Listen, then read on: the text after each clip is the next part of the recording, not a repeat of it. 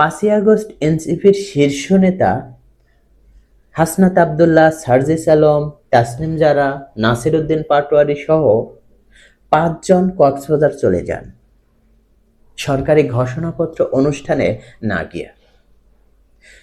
এদের কক্সবাজার যাত্রা ঘিরে আরেকটি গুঞ্জন ছড়ায়। তারা সাবেক মার্কিন রাষ্ট্রদূত পিটার হাসের সঙ্গে বৈঠক করতে গেছেন।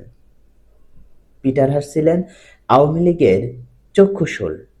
আবার ডক্টর ইউনূস ক্ষমতায় এলে তিনি এলএনজি কোম্পানি এক্সেলারেট এনার্জির প্রধান হয়ে ফিরে আসেন। প্রশ্ন ওঠে, ক্ষমতায় পালাবদলের ঠিক পরে কেন সাবেক রাষ্ট্রদূত একটি দেশের শক্তিশালী গ্যাস কোম্পানির প্রধান হয়ে ফিরে আসেন?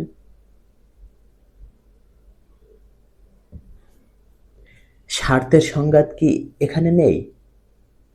এই পরিস্থিতিতে পিটার হাস কেন ডক্টর ইউনূসের অনুষ্ঠানে না গিয়ে বরং ইউনূস সরকারের সঙ্গে দূরত্ব তৈরি করে এনসিপি নেতাদের তার কাছে ডেকে নিচ্ছেন? সেই প্রশ্নের উত্তর খুঁজছে অনেকেই। এনসিপি নেতারা অবশ্য অস্বীকার করেছেন পিটার হাসের সঙ্গে বৈঠক বা তার উপস্থিতি। যারা ক্ষমতা চেয়েছিলেন, কেউ এলএনজি বেচতে, কেউ সরকার চালাতে, কেউ ঘোষণাপত্রের মালিক হতে, তাদের প্রত্যাশা অবশ্য পূর্ণ হয়নি। ক্ষমতায় যাওয়ার স্বপ্ন যেন পূরণ হলেও আজ 1 বছর পর তা ভেঙে পড়েছে নিজেরাই নিজেদের কামড়ানোর মধ্য দিয়ে।